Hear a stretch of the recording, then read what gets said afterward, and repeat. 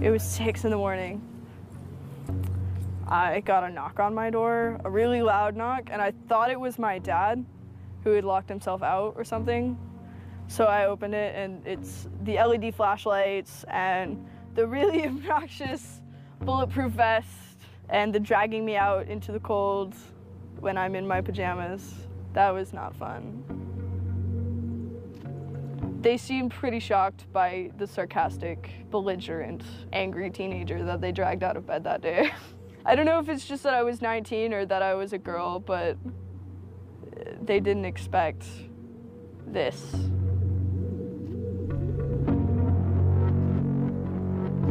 "10,000 angry kids, whoever they are, they scared the shit out of some people those days. They scared the shit out of the powers that be. And that's why this is being investigated. That's why I'm under indictment. That's it.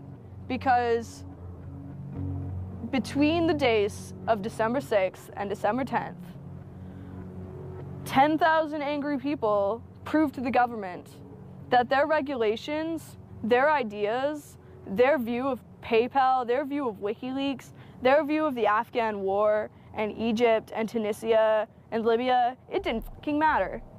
Their opinion no longer mattered because someone was out on the internet kicking ass. The computer hacker group Anonymous is claiming tonight that it took down the website of the Federal Appeals Court in San Francisco this afternoon. They took down Senate.gov servers, they've taken down HB Gary. Sony's claiming they did $150 million worth of damage. So many confidential files that tonight, because of these hackers, can be in the hands of anyone. Visa, MasterCard, the PayPal situation. The criminals who hacked into Sarah Palin's private email. The Church of Scientology says Anonymous is a cyber terrorist group of religious bigots. Anonymous and this other group called Lulz Sec. They seem to be wanting to prove a point. Anonymous kind of was like the big, strong, buff kid who had low self-esteem. And then all of a sudden, punched somebody in the face and was like, holy shit, I'm really strong. And Anonymous calls itself the final boss of the internet. And sometimes it proves to be really fucking true. If you are going to violate the freedoms of the internet, you certainly better watch the fuck out. They are kind of the rude boys of activism. There's a real rough edge to them, which I think also is one reason why they garner so much love and hate from people, too. They represent a certain sort of chaotic freedom. Individual, young, nameless, faceless folks are having geopolitical impact.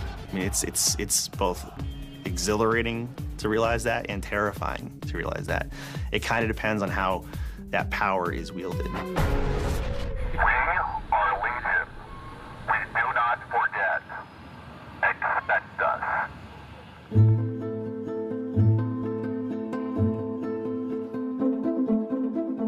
We stand for freedom. We stand for freedom of speech, the power of the people, the ability for them to protest against the government, to right wrongs. No censorship, especially online, but also in real life.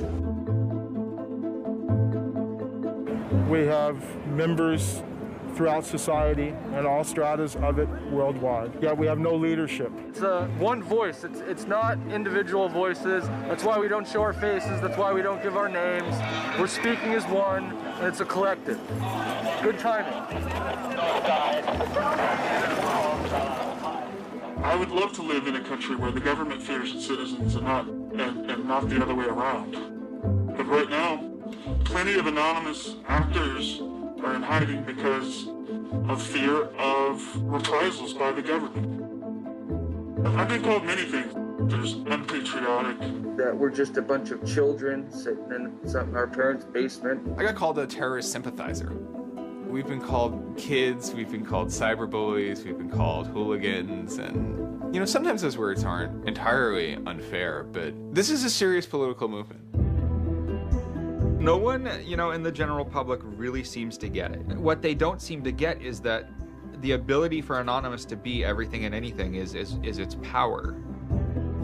Anonymous is a series of relationships. Hundreds and hundreds of people who are very active in it and who have varying skill sets and who have varying issues they want to advance and who are collaborating in different ways each day. They're a little bit like a prism or kaleidoscope. They've got many different facets and many different sides. Of course, when you spend enough time with them, you start to get a sort of feel or texture that's not just random, right? Yet it's very multifaceted, very rich, which does span from the quite lighthearted to the very, very serious. Bob Dylan had a line in a song saying, to live outside the law, you must be honest. They might do something which isn't technically correct, maybe it's not legally correct, but they're doing it for purposes that in their minds at least are ethical. People who know what they're doing, who share an ethos, who have a commitment to exposing and humiliating the man, who have a very low tolerance of lies and what they perceive as evil on the part of overweening power structures. They share information, they share tools and techniques, and they are currently having a very good time. The hacker culture, as we know it, really sprang from one place. It was MIT, and it was specifically the people in the Model Railroad Club, the Tech Model Railroad Club. Hacking originated as humorous pranks. When the guys at MIT put a Volkswagen up on top of the dome of the building, and people woke up and saw the car up there in the morning, or they measured a bridge by the body lengths of somebody. I would say his name was Brian, and discovered the bridge over the Charles River was, 822 Brians. These are funny things. That's where hacking originated, and it migrated into engineering and computer communities. It's witty, it's pranks. Basically, Microsoft and Apple both got their entire start off computer crime. Bill Gates stole pretty much all of MS-DOS. Steve, Jobs, he was creating boxes to defraud the phone company, I always saw hacking as implicitly political. But hackers, whether they're conscious about it or not, whether they're explicit about it or not, make a statement about how we should treat information. And some years after my book came out, one of the people I wrote about, Richard Stallman, got very publicly and explicitly political about open software. He believed that software should be free. Free as in freedom, not free as in beer, as he put it there. Behind it, whether misguided or not, there's a political impulse. Hacktivism was a term coined by a group called Cult of the Dead Cow. The Loft had an interesting relationship with the Cult of the Dead Cow. There was 3 members that were in both organizations. And we kind of kept the serious security research that they would do under the Loft name. And if they were doing some sort of just goofy stunt-like things, they would do it under the Cult of the Dead Cow name. Because the Cult of the Dead Cow was really kind of sort of like a propaganda type of organization. They had a guy who was the minister of propaganda. They're kind of merry pranksters. Everything they did was completely over the top. They would dress up like Mr. T sometimes. They would do rap songs at DEF CON, like a rap performance. One of the guys there, I think his name was T-Fish, short for Tweety Fish, coined the term hacktivism because he saw one of the things his group was doing, which he called hacktivism, was writing software that people in other countries could use to communicate securely, even if their government was spying on them. So the principle was freedom of expression. It was everyone should have access to the internet. Everyone should be able to communicate and get their message out on the internet. Even more important in countries where there was repressive regimes, that if you said something against the regime, they would come and take you away, and you weren't saying it anymore.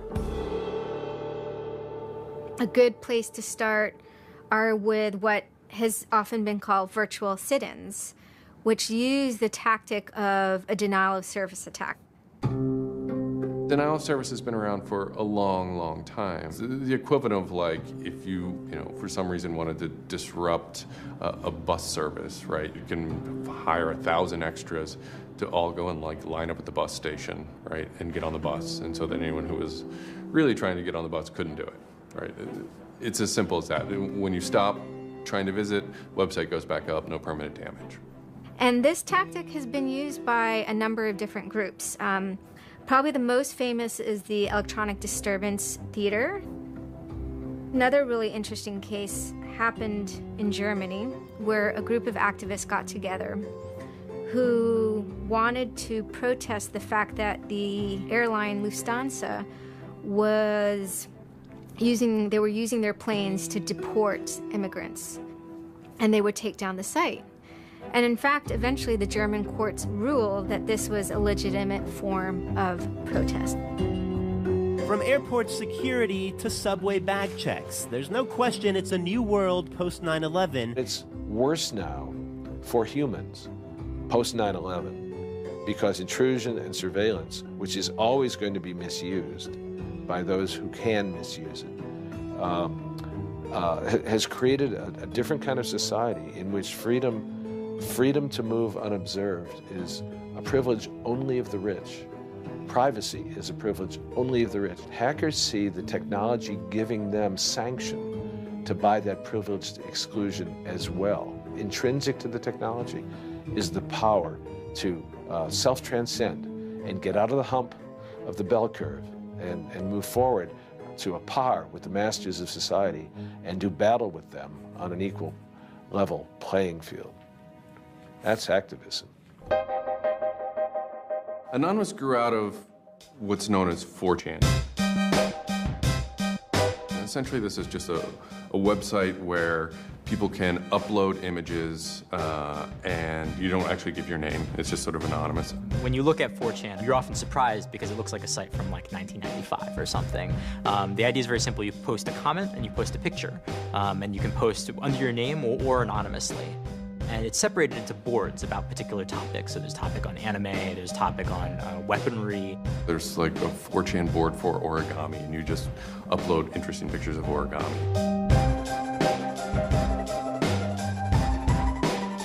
And then there was a group called the B board, which essentially was for like anything goes. The first time anybody goes on B, it's kind of an instant revulsion. Because there's never a time that you go on there where you don't see something horrible. That instantly puts off a lot of people. The idea is post something that can never be unseen. Half of the posts on B are there specifically to make people not want to come back to B. Have you ever read Lord of the Flies? 4chan, and especially B, is Lord of the Flies. Except some of them aren't 16 anymore, they're just allowed to act 16. It's what you get when people are allowed to express themselves with absolutely no restriction whatsoever.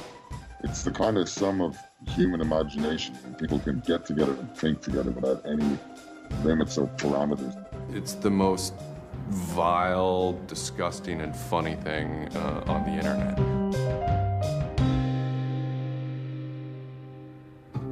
4chan was founded by Chris Mootpool when he was very young, maybe 15, in the early 2000s. He started 4chan because he was a big fan of Japanese animation. Chris Mootpool is the sweetest kid you've ever met in your life. He's small and he's got these sort of like tiny features, and he runs the most disgusting website in the world. What I think is really intriguing about a community like 4chan is just that it's this open place.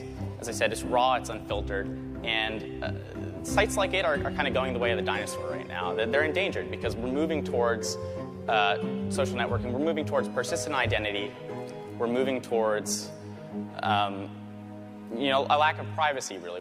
The B board, that's the exact opposite of Facebook. Facebook, like, you're supposed to be like who you are, and there's sort of one model, which is that like you're friends with people, right? In 4chan, you're totally anonymous nobody. And anonymous speech is, a lot of it's ugly, but not all of it is, right? It is actually sort of a place where people can be honest. One of the important things about 4chan is to have a thread that really explodes and lasts for a long time. If it doesn't, then it disappears. It's a site that's not archived. So it creates conditions for anything that grabs attention at some level. And so humor and grotesqueness as a result are quite good for that. I'd rather just be referred to as anonymous, I guess, in any interviews, because I have some docs out on me. 4chan's just where I went to. I grew up on it, and I lived there. That's just what I did for fun. It takes a thick skin to enjoy it. But, you know, as long as you're not offended, you'll occasionally come into something really cool or really creative on 4chan. I think the most interesting thing about it is how you can watch memes evolve. You'll see something posted one day, and then a week later it's got 50,000 derivatives of it. A meme is basically just an idea.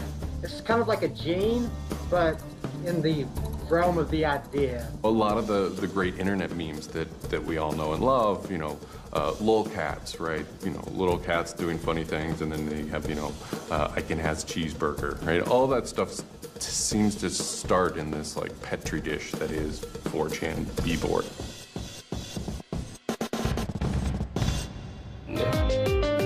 Say it publicly and your insane chocolate rain. Name any meme from the last about 6 years, and I'll bet you either in its first posting ever was on 4chan, or at least one of its earliest revisions that became what it was on 4chan. I can see the food situation is so we'll be on our way. It's basically the best breeding ground for internet culture, as far as I'm concerned. With your neighborhood insurance rates, chocolate rain. 4chan is also very known for acts of trolling. Trolling is a fucking art. Trolling is getting the person you're talking to get as pissed off as they possibly can, and for no reason except for your own enjoyment. Maybe you're trying to illustrate a point, but it's mostly for your own enjoyment. For them, it's funny that like people think the internet is serious business, and if people think the internet is serious business, it's a troll's job to make their life terrible. The idea of Anonymous came initially as a joke. I mean, somebody suggested that what if the whole site, what if 4chan, what if B was just one person? And what if that's just one guy called Anonymous sitting somewhere, and you're just reading all these posts by one guy? And it kind of looked like that from the outsider's perspective. I mean, there's no way to tell the difference. It might as well be one guy. Fox News did a very famous segment about it. They call themselves Anonymous. They are hackers on steroids, treating the web like a real-life video game, sacking websites, invading MySpace accounts, disrupting innocent people's lives. And if you fight back, watch out. Destroy. Die. Attack. Threats from a gang of computer hackers calling themselves Anonymous. I've had 7 different passwords, and they've got them all so far. Anonymous hacked his site and plastered it with gay sex pictures. His girlfriend left him. She thought that I was cheating on her with guys. As long as I can think back, Anonymous have done some pretty off-color things in the name of getting cheap laughs, you know. But, I mean, that's part of the culture. They get what they call lulz. Lulz is a corruption of LOL, which stands for laugh out loud. Anonymous gets big lulz from pulling random pranks. For example, messing with online children's games like Habbo Hotel. Habbo Hotel was this online community where you had an avatar and you walked around and talked to other people. It was kind of like an early version of, you know, World of Warcraft or Second Life or any of those virtual worlds. What the people on B did was invade Habbo Hotel, created, you know, thousands of avatars. They all had this one uniform of a black guy with a big afro wearing a black suit. And so there would be thousands of these people, black guys, black suit, you know, huge afro, walking around this world, and they would do things like form a swastika out of themselves. And I think that was a real landmark because it was when they were able to see that, you know, they can use their numbers to do something really interesting and really disruptive. So we blocked the entrance to their pool, and that just pissed them off so fucking much. It was fucking beautiful. That was fucking just wonderful. Wonderful times. Those kids love that pool. They love the shit out of their pool. The goal was actually to offend everyone, simply because the idea that we could offend you by drawing a little shape on the screen was stupid to the people involved in it. They were like, really? You're going to get that mad over us just drawing this on the screen? Wow, well, you need to refocus a little on life because this should not be upsetting you that much. Barrett Brown. I'm the director of Project PM and former operative with Anonymous. We were targeting furries, which were a subculture of people, of course, who, a lot of people on 4chan find irritating by virtue of their being irritating. A furry is someone, generally a male who's autistic in his 20s, who identifies with animals and oftentimes has sexual attraction to other people dressed as animals. There's diaper furs, furs who enjoyed wearing diapers, baby furs who enjoyed thinking themselves as a baby. We had furry infiltrators, people trying, we had secret groups. Mine was called the Illuminati /I/Illuminati, and we were, our goal was to wreak as much havoc as possible because it was stupid. There's a point, when I was, otherwise, seemingly respectable writer, in 2007. My first book had come out like that, but I spent my evenings on Second Life, that big, virtual world, riding around in a virtual spaceship with the words faggery daggery do written on it, wearing afros and dropping virtual bombs on little villages at concerts and waving giant penises around. And that was the most fun time I've ever had in my life. All these different organizations online, whether it's 4chan, or just any website, there's typically a community aspect to it. This is where people have their social relationships. This is where their friends are. This is where they have a creative outlet. And so all those aspects are going into groups like Anonymous, where people feel like they're part of a bigger thing and they're able to express themselves within that group. There were certain words, certain phrases, certain ways people respond to things, certain images that were posted that created a pattern, and that pattern was, I guess, the origin of what is now Anonymous. It's like Freemasons with a sense of humor, and so much as they have this common symbology, and one of their chief joys, which is kind of wrapped up in power and secrecy, was the fact that they could recognize each other by referencing these symbols, referencing these phrases. Over 9,000. It's over 9,000! I lost my iPod. Mudkips, anything involving mudkips. So you have this weird sort of international culture developing with people, across the world, wherever they may be. In late 06 and, into early 07, there's a bit of a sea change where instead of just posting a bunch of content or randomly saying we're going to go over to some website and post a bunch of dirty comments against someone, it becomes a little more organized. Welcome to the Hal Turner Show. They went after a guy named Hal Turner. I am being discriminated against because I'm white. Hal Turner was a neo-Nazi who was, big online and had a podcast. I think that the 14th Amendment was not ratified properly, and I think, therefore, it is still okay to have Negroes as slaves in America. The first time I heard about Hal Turner is he was knocking somebody on 4chan. He was just being a major dick to a relatively known user. And for the fun of it, we started trolling him. And then I guess we kind of figured we had a moral high ground, which allowed us to get people on our side. But he was a fucking neo-Nazi. That's not okay to be in modern society. You're not allowed to do that. And there's a million neo-Nazis out there. But he started picking on our dudes, so we had to go to our dude's fucking defense. And it just so happened that he was a neo-Nazi, so that's a bigger reason that he's a fucking dickface. I'm like, yeah, screw that racist son of a bitch. Let's do this, So I joined in, and I made some of the phone calls, and, I played around on the chat thing on his website and posted in the threads and whatnot. Who are you? Where are you calling from? Hola, this is Pedro. Spick, Diego. Don't call my radio show anymore, you filthy spick animal. The college that I go on the Hal to Turner Show. has begun an integration program where they try and purposely lower standards to bring more blacks and quote-unquote diversify the campus. And by the end of the next 5 years, they intend to bring over 9,000. He was just a horribly racist radio personality who seemed to handle it well when you called in. Like, he could handle being berated by Anonymous. And that made it very interesting. It made it a bit of a challenge. It wasn't some guy who just either crumbled or stopped answering the phone. It was a guy who would yell back. I don't see where you're going with this. Where I'm going is, I believe Barack Obama is genetically incapable of exercising the power necessary to govern the most complicated nation on earth. That's where I'm going with this. And I think part of the reason he's incapable of doing it is because of racial genetic inferiority. Is that clear enough for you? No, you changed the subject again. Wait a second, you asked Hal Turner me... wasn't the first, like, actual person that, Anonymous had caused trouble for, but the circumstances ended up being significant. They DDoS'd his website, stuff like that, costing him thousands of dollars, bandwidth fees. We DDoSed him, which is overflowing his server with packets and fake information.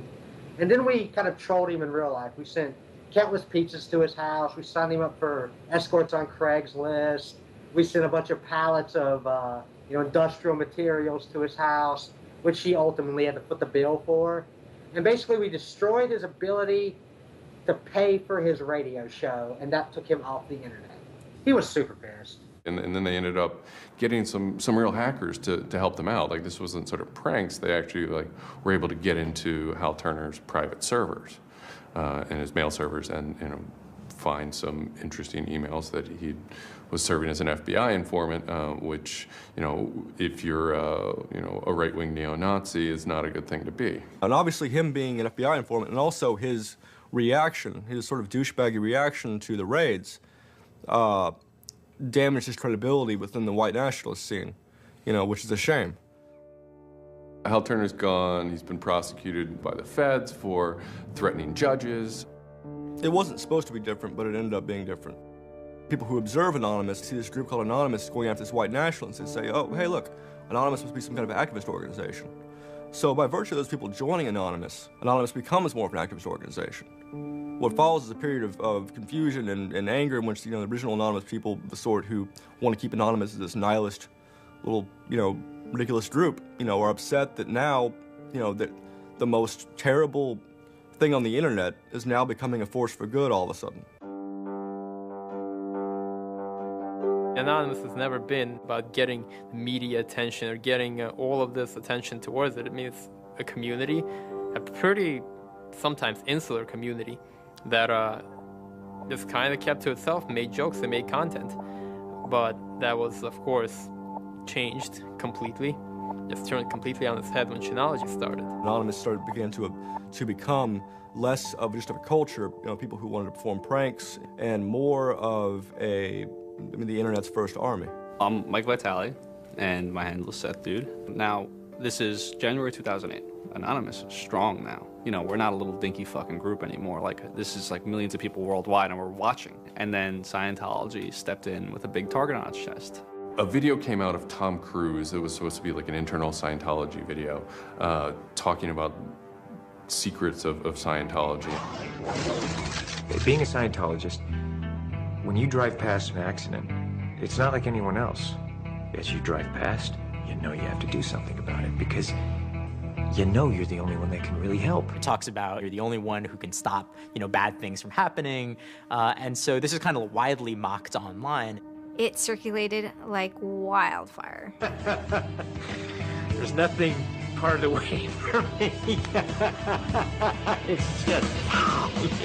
People found it humorous and goofy. And the Church of Scientology went into their legal mode, and they threatened websites with lawsuits if they didn't pull down the video.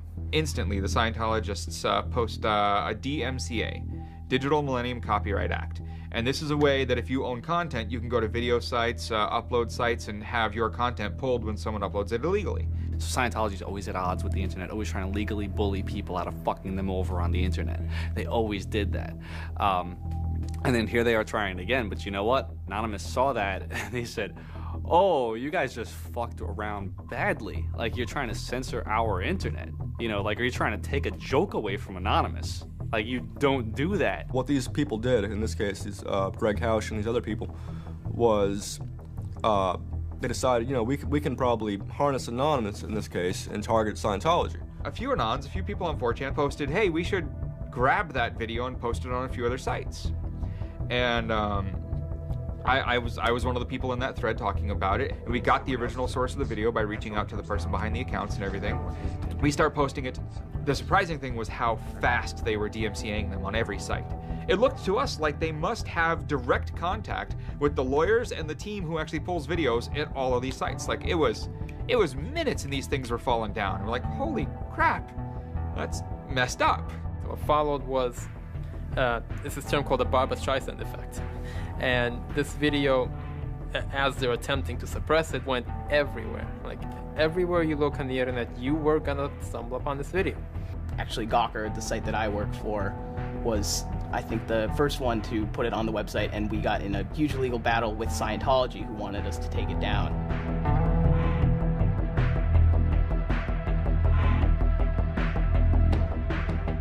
A guy joins the channel, and he says, you should all look at Gawker. So we go over to Gawker, and the strangest thing has happened. This big media company had the video up on their front page and basically had a comment underneath of it that stated very clearly that the FBI would have to come take their servers to get this video taken down, that they were sick of this abuse that was going on. That made us think, what have we gotten ourselves mixed up in here? Scientology is an interesting target because in some ways it's the perfect inversion of what geeks and hackers value. At so many different levels: science fiction, intellectual property, discourses of freedom, science and technology. It's very proprietary, it's closed.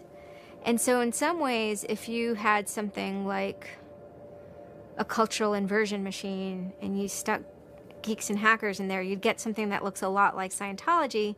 So it's quite offensive, and there's a real pleasure in attacking your perfect nemesis. We're just such polar opposites, with them being secretive and us hating secrets, and them being so inclusive and us being, anybody could say they're anonymous, and most importantly, how fucking self-important they were. They thought they were fucking untouchable. They thought that they were like their own little church mafia and shit, And Anonymous will, it's like a play toy now. We're gonna make you guys look stupid as shit. What really kind of dared us and set us off about Scientology is specifically the treatment of their critics. Anybody who says anything bad about Scientology is automatically some sort of criminal, some sort of crazy person, a drug addict. It's just that kind of mentality, that kind of, like, if anybody says anything bad about you, we're gonna fuck you over in the worst possible way. It resonated like this feeling of disgust within us. That was a big problem. That was the big problem. The censorship aspect of it. The audacity of this cult, this creepy cult, to go into our territory and tell us that we can't post this? No, fuck them. No, it's not gonna happen. And people who knew what Anonymous was to begin with were like, oh my god, Anonymous is going to go to war with Scientology. This should be really interesting. Especially because it's two weird-ass groups. I mean, I've been an Anon for a long fucking time. I know Anonymous is really strange. They're weird, and the stuff we like is weird, and it's really not mainstream at all. Now you have Scientology. Also really weird. A lot of crazy shit goes down. Anybody on the outside who's seeing this is going, let's watch these two retards fight. Like, both their pants are gonna fall down, they're gonna triple, and it's gonna hurt everybody, and it's gonna be hysterical. And what happened was all these people who were geared up, the infrastructure was built to war with other Anons, said, you know what, fuck it. Everybody's gonna get together and pound the fuck out of Scientology. And then that's when 4chan kind of reared into action, really reared into action. And they started to troll the Church of Scientology. And this took the form of pranking the Dianetics hotline, ordering pizzas. Every fax number we get, we're sharing them all. Every number we get, we send black pieces of paper on a loop until we sold their ink. I go to call them on the phone, and it's busy. And that's their main fucking Dianetics hotline. Their Dianetics 800 number, you can't get through because Anons have completely fucking clogged it. And just probably saying stupid shit. The whole idea was just you call them just to keep them on the phone. What's an Elron? How do I Dianetics my face? They were not expecting that, and they couldn't handle it.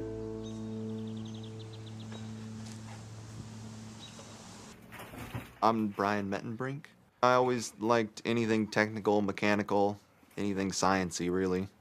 Computers do what you tell them to. They don't all of a sudden start doing weird stuff, and if they do, it's probably your fault. And I always like that, they're perfect, really, in a way. I had just gone to 4chan just on pure happenstance, and I saw a post about the Scientology thing, and I started looking up stuff, and I'm like, oh, this is actually for a decent cause. I think I'll, do this. You started seeing all the stuff in B, and I saw the stuff in B then. Everyone's going to DDoS Scientology. Everyone's going to bandwidth rape them. Anonymous members have developed a distributed denial of service attack tool called low orbit ion cannon, which is taken from a computer game. Low orbit ion cannon is what's called an end game weapon in Red Alert.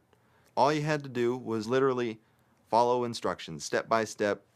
I downloaded a program that's free and legal for anyone to download and use. And I followed the instructions and I typed in www.scientology.org and I pushed go. And what it does is it tells Scientology.org, in this case, it tells them to send their website to my computer about, I think it was 800,000 times in a weekend. And I'm pretty sure I probably took it down myself a couple of times. This tool is low orbit ion cannon, sometimes referred to as LOIC. I am actually not breaking any laws by using this tool against my own computer, 127.0.0.1, which is a non-routable address.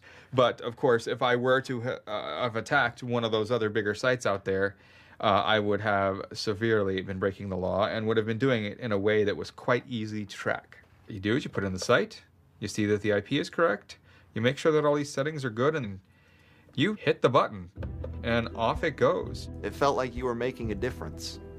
You know, just you yourself. And you didn't even have to leave your home, you know? You just sat at your computer and followed instructions and stood up for what you believe in, so to speak. You made your say in the world, and hopefully it turns out better for it. Yeah, that was some really crazy stuff to watch. To be sitting there in front of a monitor and you have just information just flying in front of you, and it's this unseeable internet war. And one of the guys said, we need to make a video. We have to make a video. Hello, leaders of Scientology. We are Anonymous. When the video came out on January 21st, that was one of the first times that Anonymous as a culture started referring to itself as Anonymous as a movement, and declared that it was going to take down and destroy the Church of Scientology. That video probably changed everything. Knowledge is free. We are Anonymous. We are Legion. We do not forgive. We do not forget. Expect us. It basically looked like if a computer was going to tell you that he was going to beat the shit out of you, this is what it would look like. That one video, you really galvanized that moment of innovation. That's exactly like with that video, internet activism as it's known today was born. What the video was saying was, it's over. You're not going to be able to follow people back to their house anymore with impunity. You're not going to be able to just issue a cease and desist letter to any reporter who wants to write some shit about you that you don't like. You know, that's done with. Every time you do that, Anonymous is going to hit you harder. So we made a video named Call to Arms that said, we're going to the streets. Every major city of the world has a Scientology building. Be very wary of the 10th of February. Anonymous invites you to join us in an act of solidarity. Anonymous invites you to take up the banner of free speech, of human rights, of family and freedom. Join us in protest outside of Scientology centers worldwide. And you just see this consensus forming that it's going to happen. So we made the third video, the code of conduct. Don't bring weapons. Dress accordingly. Cover your faces, because they will try and find out who you are and screw with your life. Rule number 17. Cover your face. This will prevent your identification from videos taken by hostiles. Scientology has a history of harassing, stalking, and just generally doing horrible things to its critics. So people needed a way to hide their identities. A lot of people had very legitimate fears. They don't want to be followed home. They don't want to be stalked. They don't want to put their families and themselves in danger. Everyone was going, well, we're going to wear a mask. What's the only fucking mask that we all already know or have a joke about? And it's the Guy Fawkes mask. You see the movie V for Vendetta, you know, the ending scene where everyone's wearing the Guy Fawkes mask. That is very reminiscent of what Anonymous thinks Anonymous is.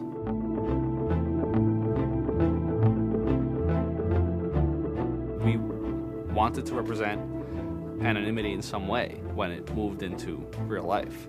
I think that the Guy Fawkes mask was one of the most natural things to happen. It is the idea that none of us are as cruel as all of us. You have this massive crowd of people who are anonymous that is going to fight against a bigger thing and win.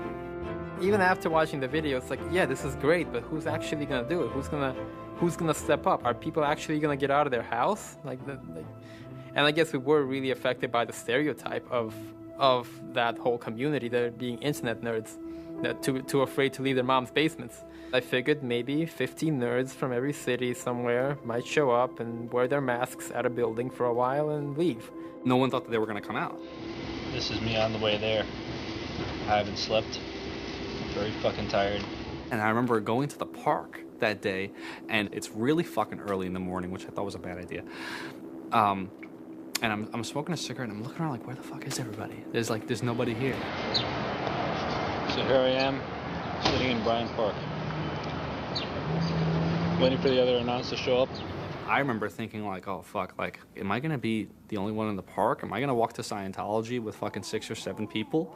Which totally defeats the entire purpose of this, because now they could single me out, you know? Then I get up and I start walking around and I see there's a lot of green balloons over there for some reason. On the other side of the park, there was like fucking 200 people. There was Guy Fawkes masks everywhere. And I'm like, holy shit, this is huge. There's a fucking lot of us. That's pretty good. I had no idea how many Anons there were until we started moving. And it just fucking got bigger. I remember walking through Times Square, and everybody in Times Square was an Anon. Like, and you know, this is like a fucking 1,000-person per like fucking minute foot traffic area. And everywhere I'm looking, I'm seeing fucking Anon symbols. It was fucking wild. It was really wild.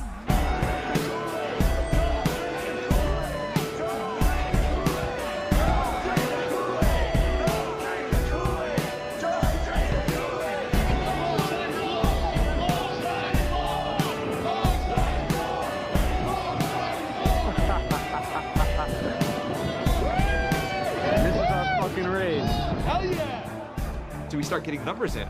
And Sydney. We're thinking that it's going to be 50 people.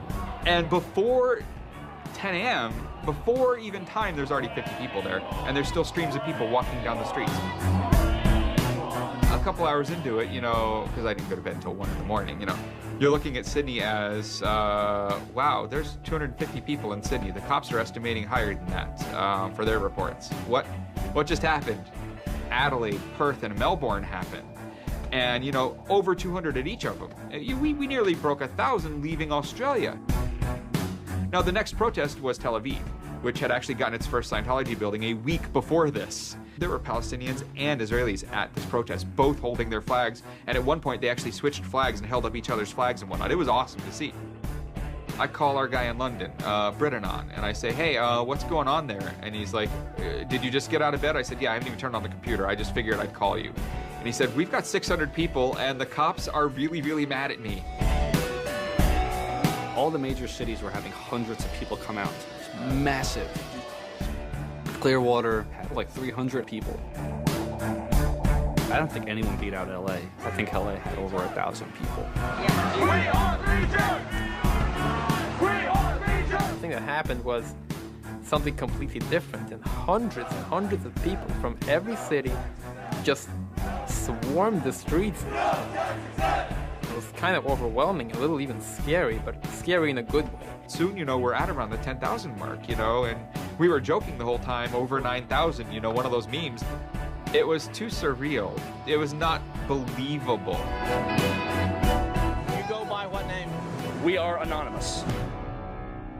It was very empowering, especially after people saw the thousands of people showing up.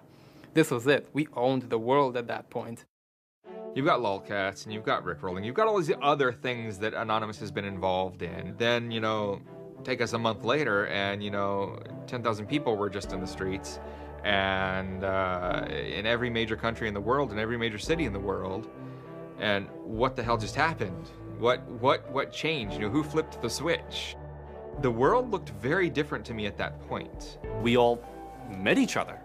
The idea of an Anon is you're fucking alone until you get to 4chan, you know, and then these people all think like you know? Then all of a sudden you're not alone.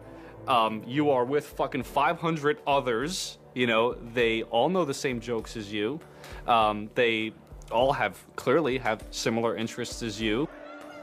Here's your culture.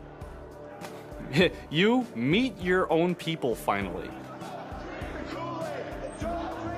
immediately you felt like you were at home. If you were an Anon, you were at home. We all like spent years in the same place, looking at the same pictures, laughing at the same jokes. You know, we pretty much were already friends, even though we've never ever met. It was very happy. It's perhaps a little surprising. It's not just preteens or teenagers. There's a far more even mix of males and females than you would imagine otherwise. Everyone always figured Anonymous was a very male, thing, but it wasn't like that at all, There's some fucking hot girls come through. Like, there's some really, you'd be surprised. And there were a lot of these so-called guys who weren't socially good. They were very awkward. They still lived at home at 23, half of them virgins. And I'll tell you, the amount of those people who got laid from these protests happening is in the thousands that would not have for years probably. That's why those protests were so important. It was a chance to finally meet other people that were previously anonymous and unknown, and hence it was the moment of the end of their anonymity.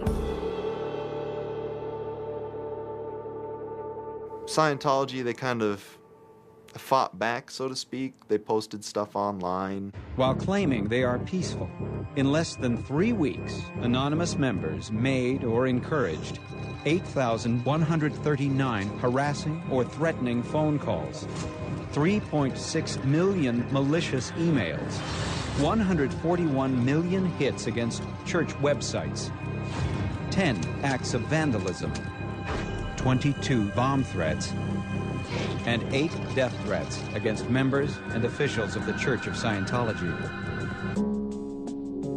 They basically antagonized, really, is what they did, which is really one of the things they're great at. They wanted to find me. They did.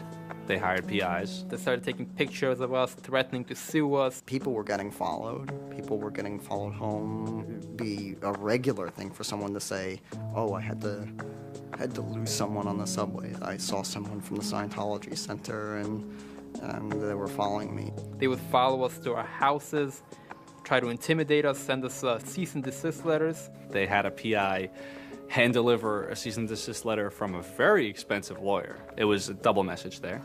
It was a, hey, we know where you live, and we know your name, and here's something from our lawyer.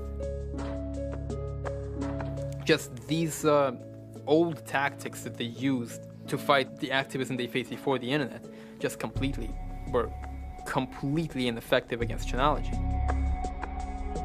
Most of the people who received them actually framed them and put them on their wall. I've seen multiple of them framed and put on the wall. Mine's sitting in my closet somewhere in a box. They don't care to actually use the legal system to get you thrown in jail. They care to use the legal system to get you to stop.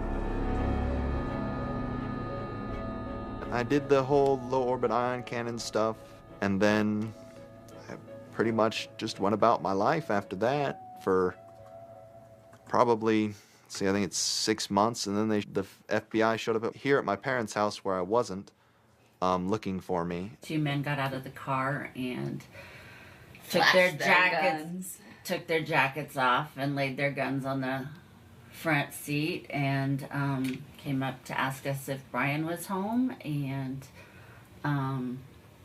explained that they were the FBI and they were looking for Brian, and I've never been so scared. And then my parents directed them to where I was living.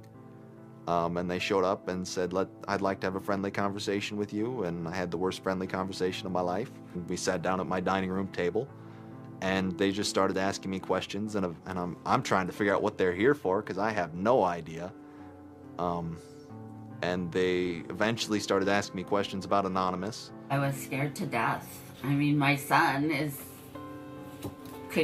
looking at 5 years in jail and a $100,000 fine. I had no idea that it was any sort of this big of a crime to do what I did. I thought it was the kind of slap on a wrist, $200 fine type crime. So I actually told them that I did it at that point. Then it went from there. But yeah, I would have never ever believed that the maximum punishment for this was 5 years in prison. It was a very eye-opening experience. I had a little bit of trouble accepting it, knowing that I could go to prison for 5 years. Knowing that I would be in prison from age 20 to 25 for this, you know, I thought that was a little bit extreme. I tell people it would be different if they drank and drove and killed somebody. But he didn't do that. It's hard to deal with, harder to deal with, because he didn't do that. He just pushed a button on his computer, and as he explained it to me at the time, it was like pushing the refresh button over and over and over and over 800,000 times. And it seems like such a little thing. I did the second most damage is what Scientology said. I sent the second most out of everybody. So I got the maximum for my category, which was 1 year in prison and 1 year supervised release. I think, you know, the way I feel is for what I did was one of the most, like, lopsided punishments I've ever, like, read about or heard of. Yeah, I think it's ridiculous, especially the year supervised release where I can't touch a computer for a year. I'm not sure what that's supposed to solve, except make my life difficult. So that computer behind me back there, I could go back to prison if I went over and touched it. I can't knowingly associate with members of Anonymous. They just made a big deal about Scientology as a religion and that this is America and you can believe in whatever you want to believe, and I'm pretty sure they actually compared me to like the KKK and the Nazis and stuff in the courtroom. Yeah, it's a completely different issue. I'm very proud of what he did. He stood up for what he believed in, but that was never, ever mentioned. I never would even dream of hurting anybody, you know. It's just not me.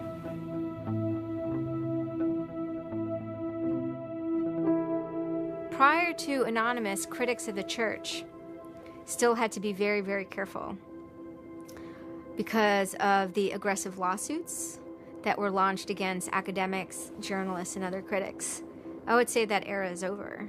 And Anonymous, more than any other sort of intervention, is probably responsible for that change. This actually caused a decent rift in Anonymous. There was one big group, significant group of people who would say, this Chinology stuff, it's cancer, it's awful, it's bad, it's just bringing attention to us that we don't want. The trolling isn't happening, we're not getting our jollies. Like, now this is all really serious and moral and somber. And like, well, you know, that's not what I signed up for, that kind of thing. And then there are the people who were on the other side who are going, well, I only signed up for the serious and somber. You guys, go away. This is, you know, and, you know, there became this very fierce clash of ideologies, and it was alien to us. They decided, in their own words, which I was privy to because it was told to me, stop ruining our bad name. So to make Anonymous look bad, they go off and they post animated GIFs, animated images to epilepsy forums that are black and white, just strobing really quickly. So any of the epilepsy people on these support forums see it and they fall off their chairs, you know, in seizure. You start hearing this term moral fag. If you're not out there making epileptics have seizures, then you're doing it wrong. So you're a moral fag. Which is what I am, a moral fag. Those who want to use Anonymous as, you know, as a tool for good in some sense, rather than just doing what we used to do, which is distribute video games. One Anon said it well once. There is no leader. Their ops have momentary leaders, de facto leaders. I like to describe this with the picture of a bird swarm. Everybody's flying very, very quiet. Suddenly one bird flies into the other direction and the mass fly into the same direction following that person. It's totally okay to say, I'm sorry, I don't take part. When Chinology was running full force, it was like a kid stretching for the first time and actually seeing the real power. It's the teenage period, actually, trying, Operation Pitstorm. Operation Titstorm. Australia over the past couple of years has been relatively malignant in their attitude towards internet freedom compared to other Western countries. A guy named Tux wanted to attack the Australian government. in retaliation for upcoming internet censorship laws. And one of them involved banning pornography with women with small breasts for some reason. So that was the first time that Anonymous went up against the government. When they DDoS'd and took down several government sites, it was the first time that Anonymous was going up against a state. If you had asked me all throughout 2008 and most of 2009, is the politics of Anonymous always going to be sutured and hinged to the Church of Scientology? I would have said yes. And it became unsutured, unhinged, when a different political wing was born in 2010. The Motion Picture Association had hired an Indian software firm to DDoS the Pirate Bay. And Anonymous, coming out of 4chan, DDoS, the Motion Picture Association of America, as well as then other groups like the Recording Industry Association. It angered people for a lot of different reasons. I mean, obviously one of the reasons was that they were attempting to censor the internet. Another of the reasons, though, was that, you know, people in Anonymous had been arrested before for taking part in such attacks, say on the Church of Scientology and other targets that there had been before. I think there was a big sense of the hypocrisy in it. This was the moment a kind of networked kind of architecture was born, where there was a different node that was unrelated. Some people crossed over, and they were connected by aesthetics and by ethics, and yet this was a different ship that was sailing.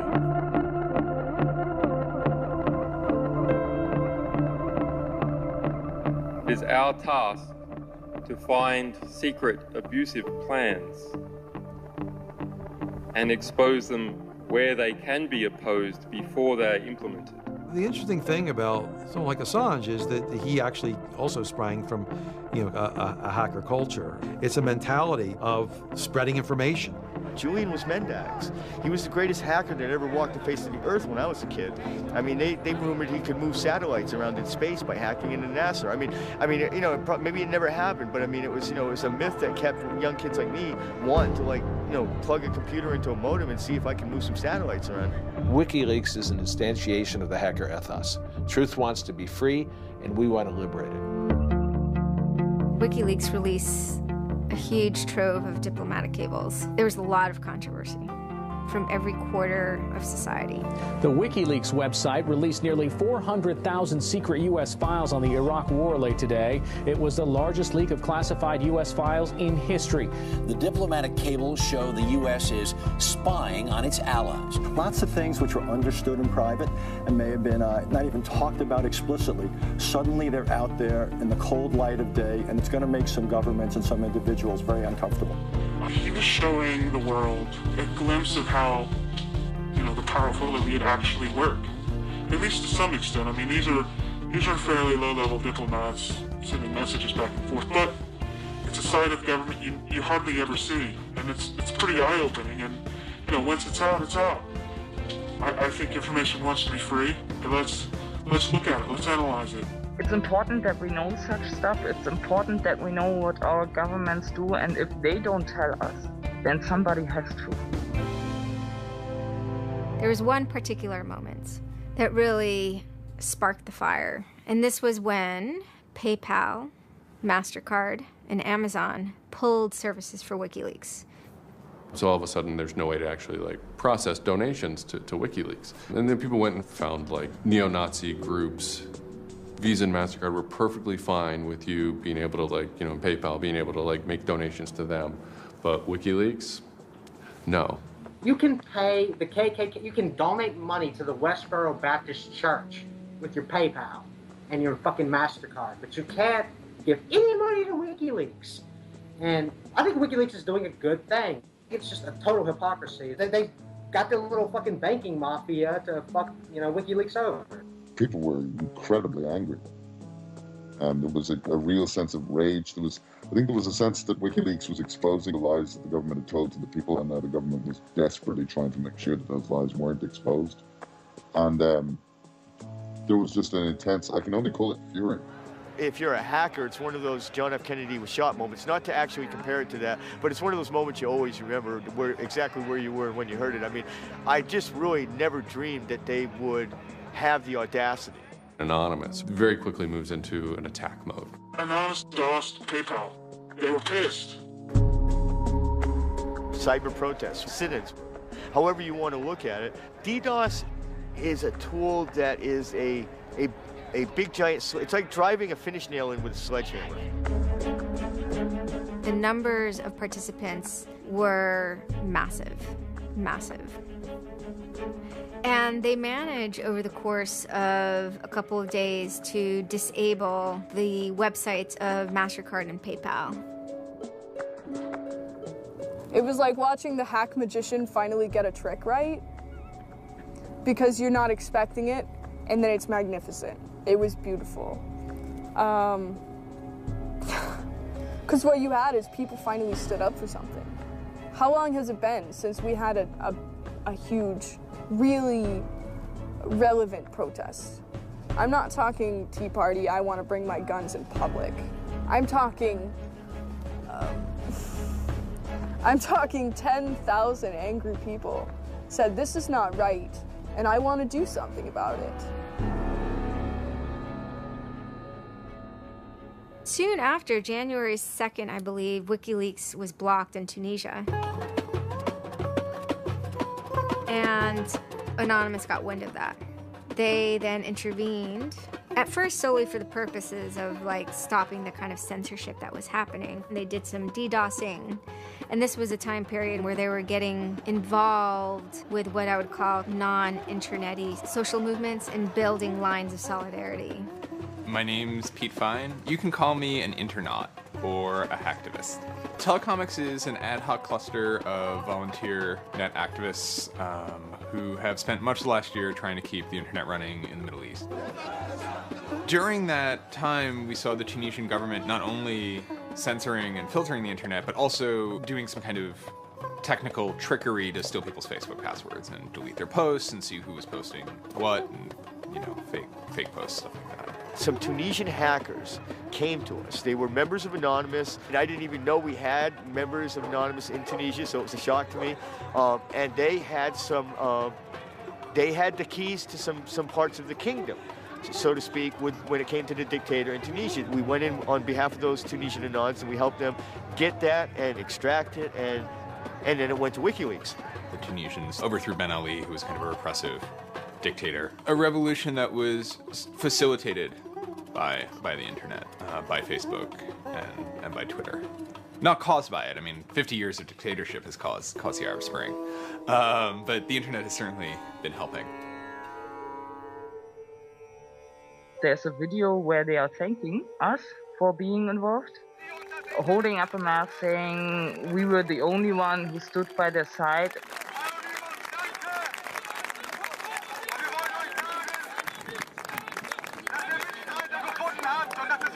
For me, it was awesome to hear that and to feel the connection. The same group of hackers that target anti-WikiLeaks sites have now turned their attention to Egypt.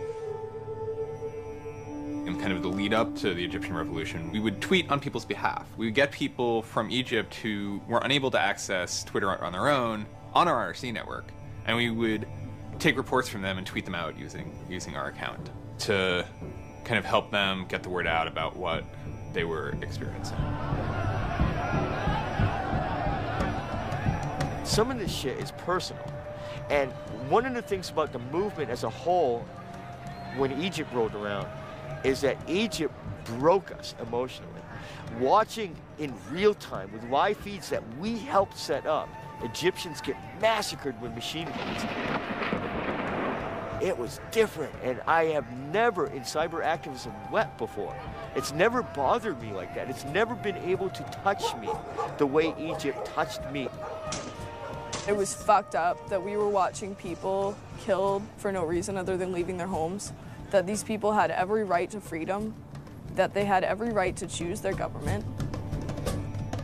And then January 27th, January 28th rolls around, and the Egyptian government starts shutting down the internet. I mean, just for the whole country. The whole country. There's this fantastic traffic graph that you can see the traffic coming out of Egypt, and it looks like, you know, like this.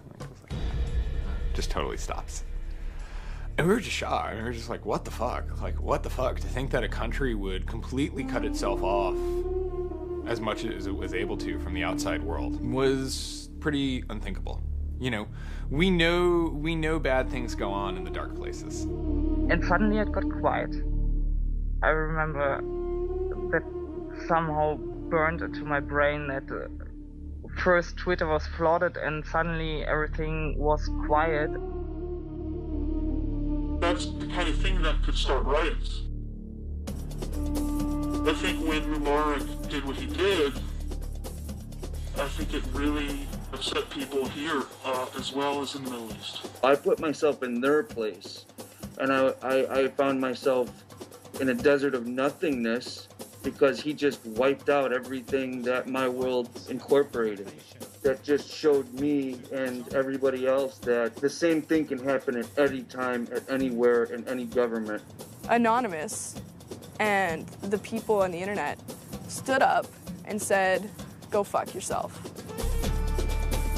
You want to shut down their internet? Fine. The people on the internet will show them how to turn it back on. It's almost like the internet as an actual thing. It's like the internet is a living thing. It's like a conscious thing that gets up and says, no, you can't do that. A lot of my friends helped with encryption, helped people on the ground in those countries validate SSL keys and certificates, and really showed them how to subvert their government and become free. And then Telecomics started to tweet connections to the internet, dial-up connections. In Egypt, the care package we put together included some kind of our comms information, the ham radio and dial modem details. In total, we helped coordinate and run about 500 dial-up modem lines. We also Googled up treatments for tear gas and other kind of basic medical treatment and found folks who could translate that into Arabic. Sort of put this together in a nice one-page PDF and fax, and off it goes. I think the most effective thing was shutting down government websites. We're taking your dictator's web pages down. It is cyber warfare at that point. When you're dealing with a dictator like that that's killing people, all the gloves are off. We are going to not just take your websites offline, we are going to destroy your every communications. We are going to wreck you like a nation state would wreck you. In Cairo, Egypt, the crowds are shouting and screaming.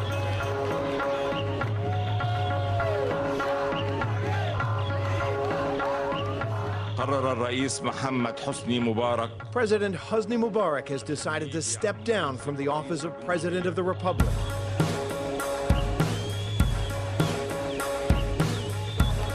When Mubarak left, it was a hell yeah moment.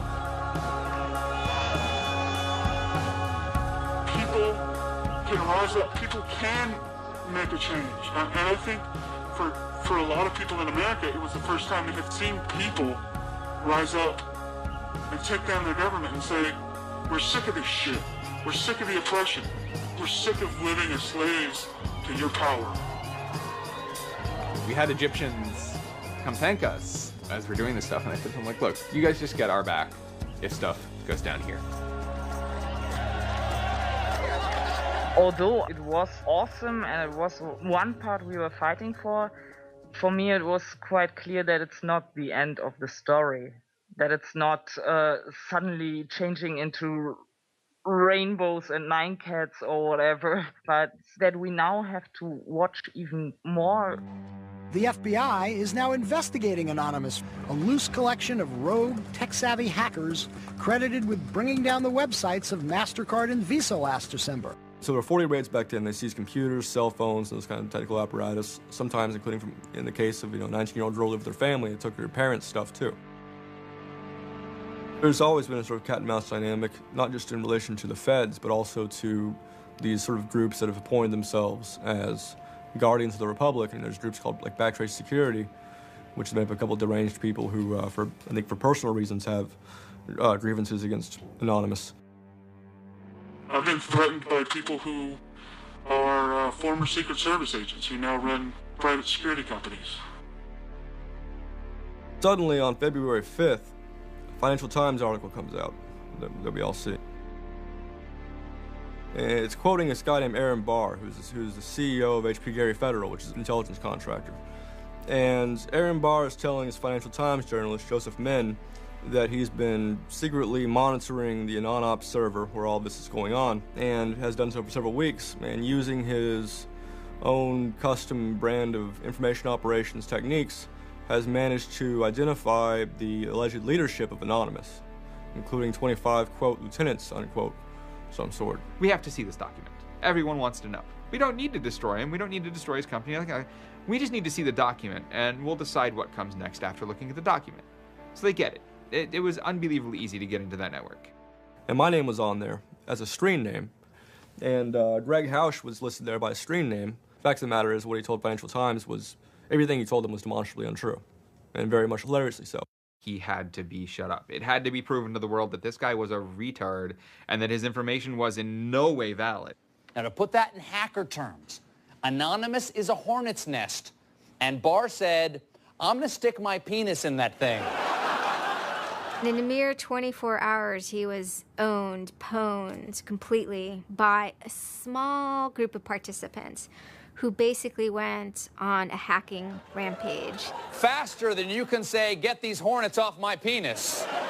Anonymous took down Barr's website, stole his emails, deleted the company's backup data, trashed his Twitter account, and remotely wiped his iPad.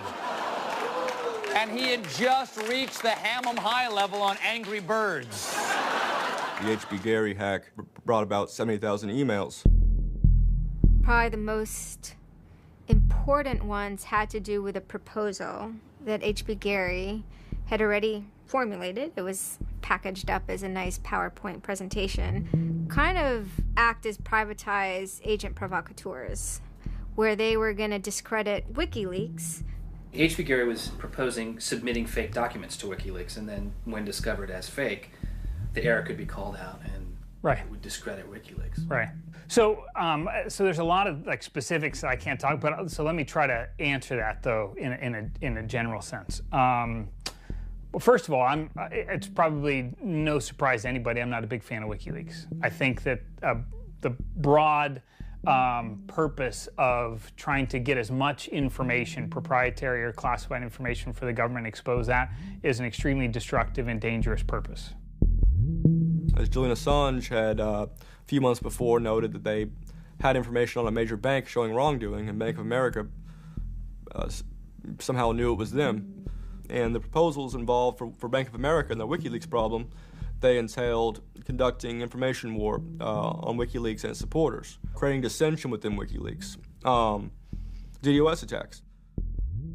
You also wanted to launch cyber attacks on WikiLeaks infrastructure to get information on document submitters. Well, one thing I guess I want to make sure is clear is,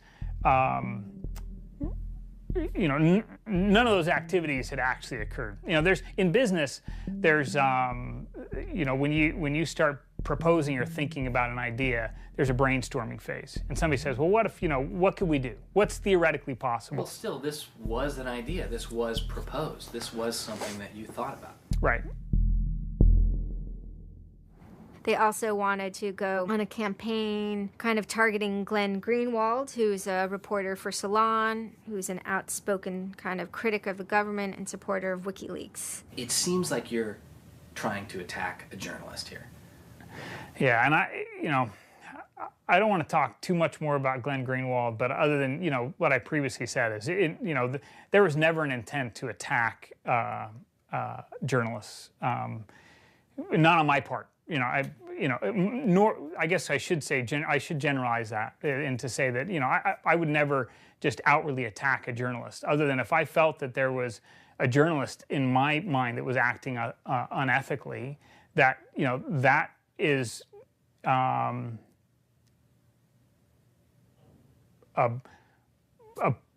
that's a fair game for having a public discussion about.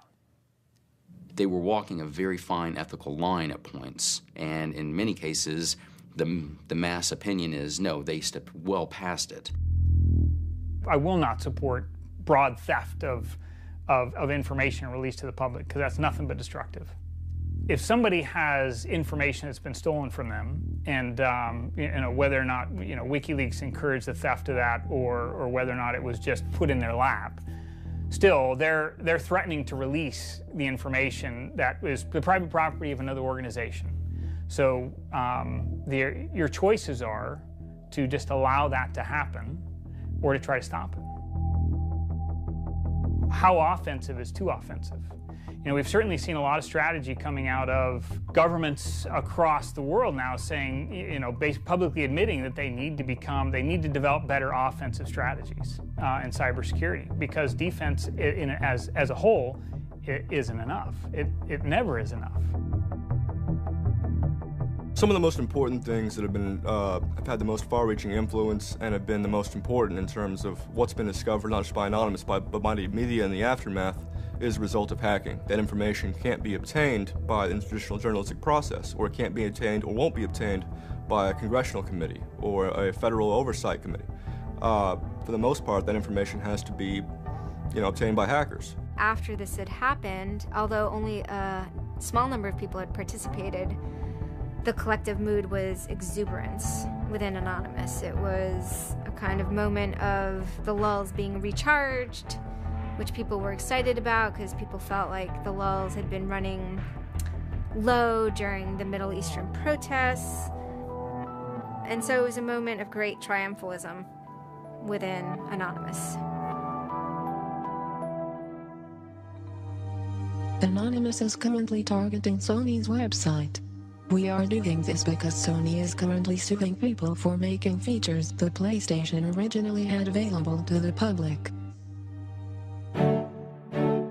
It started off as a denial of service attacks, but then someone really broke into the PlayStation network and stole all the user accounts and all the credit card information. Sony has confirmed that hackers broke into its PlayStation network, exposing the personal information of up to 77 million users worldwide. Anonymous basically bent Sony over and had their way with them, and the consumers were the ones that also got hurt in the process. 2 months of people not being able to use the PlayStations, that actually had real hardcore end-user impact. If they break into a site and they pull back customer information, do they really need to disclose 100,000 customers? No. What they're doing could be done a lot better. And when I say better, I mean better for the end user, for the customers, while still making a point. And then, kind of seemingly out of the blue, there was something by the name LulzSec that sailed into the seas.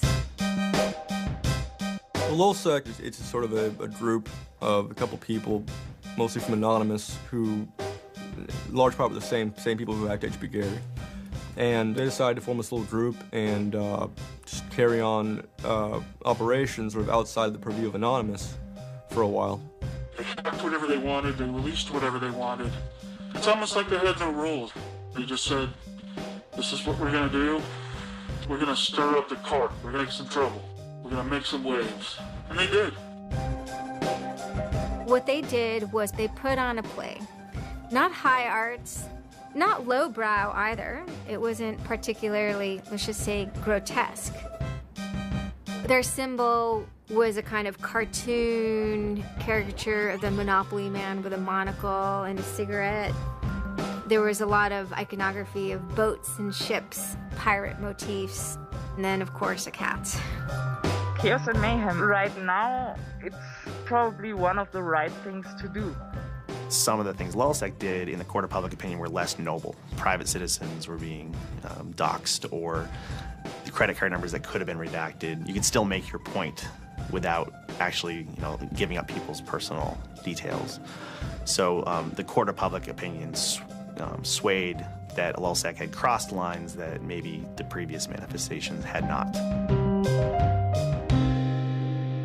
Collateral damage, such as the release of docs and people's personal information who are just caught in the crossfire, really, of an anonymous confrontation, is something that a lot of anons don't really support. There was a lot of, infighting about it because their way, wasn't really our way. We will not attack the media.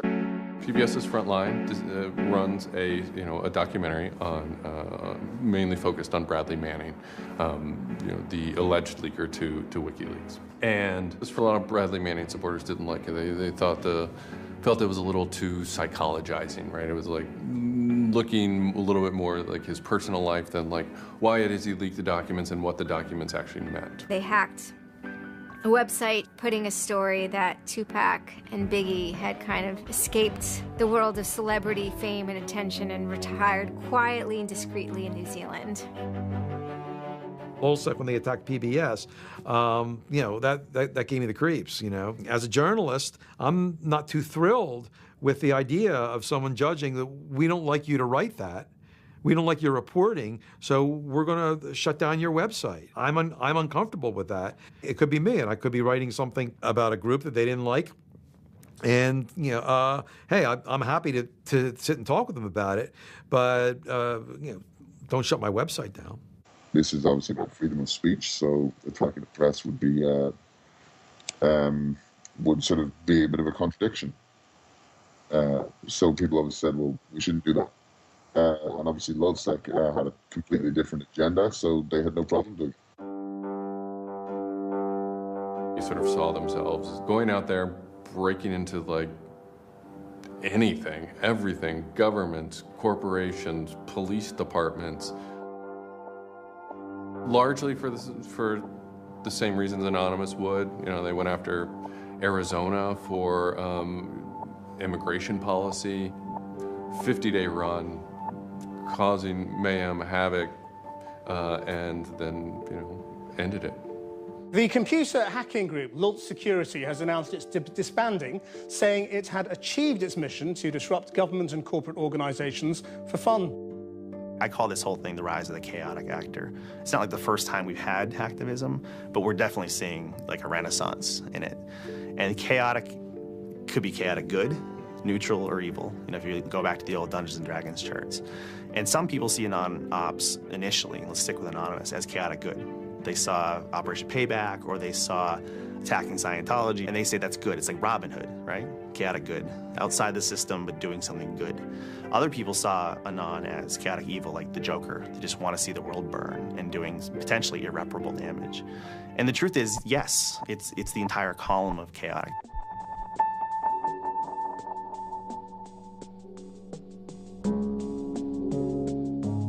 "16 people were arrested today, but dozens of FBI agents targeted alleged members of the loose-knit hacking group.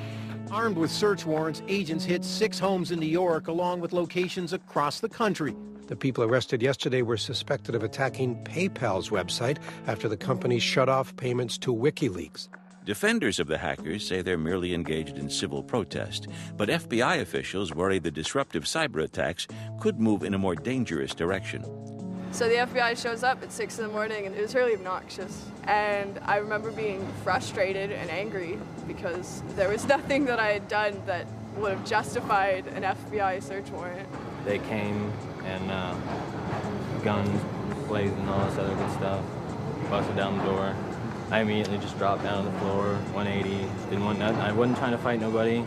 Theory of the case is they were, you know, they flooded, quote unquote, a number of people flooded access to PayPal, thereby creating economic distress to a protected corporation. End of story. This is not a case involving identity theft, involving outing emails, involving violating privilege, involving theft of services, involving, you know, shutting down business. It is a pure case of internet or cyber sit-ins. I think when Barack Obama gets on television and says, flood the switchboard, shut down the Republicans, send the message, that's legal. And even if you accept what the theory of this prosecution is, it's no different. This is an electronic sit-in at its finest. If you're a pedophile, the average is 11 years. If you're a computer hacker, the average is 15. And I think that's ridiculous. So, yeah. I mean, no, that's ridiculous. I mean, you can go molest children and get less of a sentence than you would for breaking into someone's phone. Even if you accept what the government is saying is true, what is important is that people are participating in the process. It is very much the process. It is sitting in a counter in Selma, Alabama, 500 freedom riders refusing to allow people to go and sit in at a segregated lunch counter. They write books about that stuff. It is demonstrating in a street corner saying no to a war. It's just a different, it's just a different vehicle. It's the same results. For 9 months I ran from my indictment, but they busted me. I went to jail, I bonded out, and then I held a news conference, you know, because as risky as that was and against my lawyer's advice, I wanted the world to know some fucking things about what's going on. I didn't want the feds to have the only voice in the dialogue. This document alleges that I am the notorious hacker activist known to the world as Commander X. I am Commander X. The indictment further alleges that I am in association with the global internet freedom movement known as Anonymous.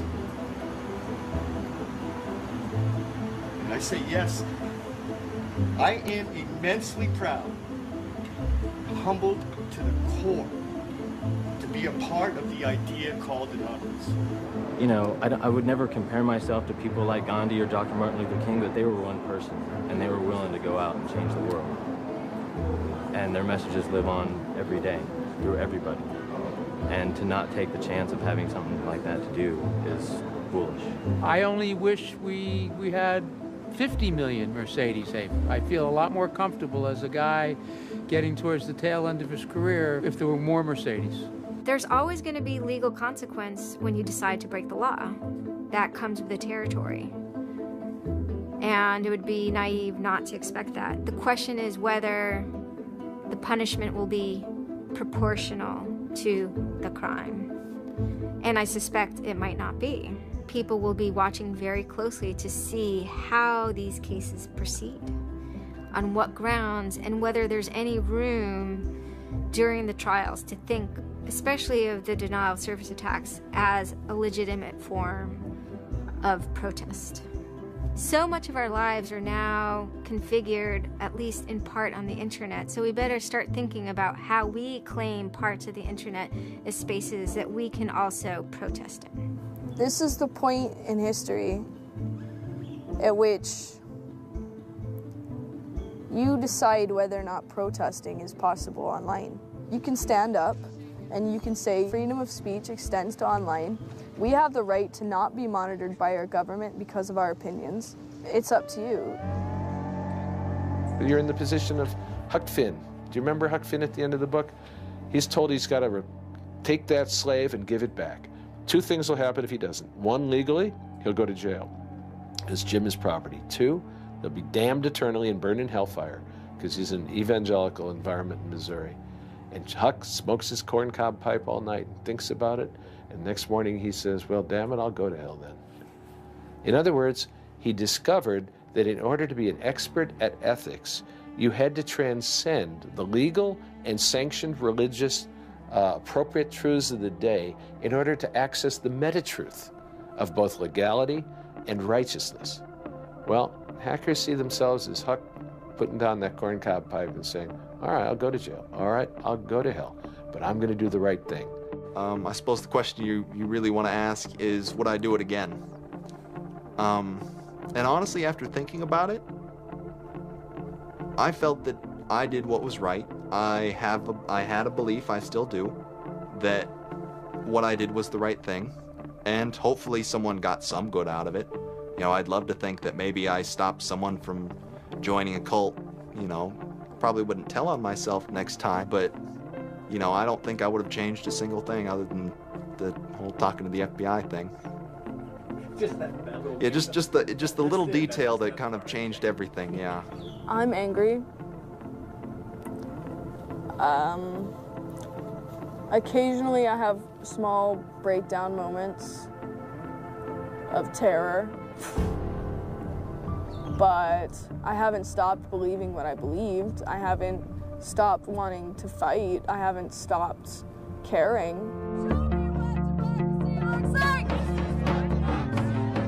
Show me what democracy looks like!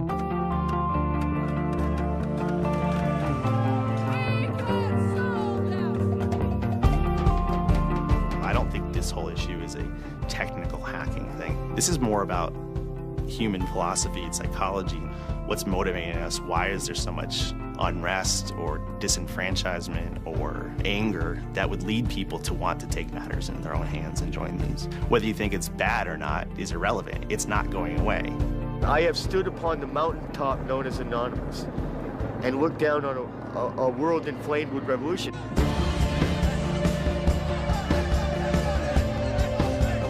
What can you say? Your spine tingles when you're at the cusp of history. When you're surfing, you know, the waves of history, your spine tingles. There's a lot of people in Anonymous who feel very deeply and very sincerely about their contribution towards democracy around the world. And I think that's one of the main things that I'm most proud of about Anonymous. There are things that I'm not proud of about Anonymous, but we stand against censorship and we stand against oppressive governments, even our own. It's a very noble thing. If you have power in real life and you have money in real life, you know, it doesn't fucking matter on the internet. What matters on the internet is your actual ideas. You know, how smart you are, the quality of you. And when certain organizations, you know, they want to extend their real life power onto the internet, it's not gonna fucking take because of Anonymous. And history teaches us that change simply doesn't come with flowers. It doesn't work. If they say I'm a criminal, damn, well, then I will be one. Anonymous is evolving thing. It's like a phoenix. It might occasionally catch fire and burn to the ground, but it'll be reborn from ashes. It'll be reborn stronger.